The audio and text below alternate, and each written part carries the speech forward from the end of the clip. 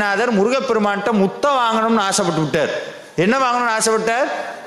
முத்தை வாங்கணும்னு. ஏன் அருணகிரிநாதருக்கு ஆசை வந்தனா, சாமி மலைக்கு போறார். சாமி மலைக்கு போனா சிவபெருமான் முருகனை தூக்கி கொஞ்சறார். முருகனை தூக்கி கொஞ்சனா எப்படி இருக்கும்? நல்லா இருக்குமா நல்லா இருக்காதா?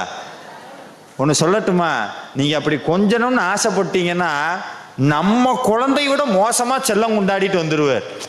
நம்ம குழந்தைய விட மோசமா செல்லம் கொண்டாடிட்டு நம்ம கிட்ட வந்துடுவார். இறங்கவே மாட்டார், மனசை விட்டு இறங்கவே மாட்டார். அப்ப அருணகிரிநாதர் சாமி மலைக்கு போறார். சிவபெருமான் தூக்கி கொஞ்சறார். ஐயோ என்னுடைய தங்கமேன்னு மாறி மாறி முத்தம் கொடுக்கிறார் முருகப்பெருமானுக்கு.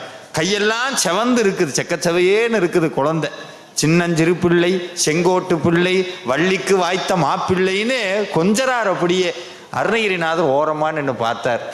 நம்ம என்னதான் முருகனுடைய அருள் வாங்கியிருந்தாலும் 1000 தான் இருந்தாலும் அவர் தானே அப்பா, அவர்கிட்ட தானே முருகன் போவான் அப்படின்னு ஓரத்தில் கண்ணு கலங்கி போச்சு. நான் என்னதான் இருந்தாலும் நான் உனக்கு பக்தன் தான், உங்கள் அப்பா அளவுக்கு எனக்கு உரிமை வராதேன்னு ஒரு ஆசை வந்துடுச்சு. உடனே ஒரு யோசனை பண்ணுறார், நான் திருப்பி இந்த பூமியில் பிறக்கிறேன், எனக்கு கல்யாணம் ஆகட்டும், இதே மாதிரி சம்சார வாழ்க்கையில் சிக்கி எவ்வளவு வினைனாலும் வரட்டும், அந்த எவ்வளவு வினை வந்தால் நான் தாங்கிக்கிறேன். ஆனால் அதையெல்லாம் தாண்டி எனக்கு ஒரே ஒரு வரம் கொடு, என் மனைவி வயிற்றுல நீ வந்து பிறக்கணும்னு கேட்டார்.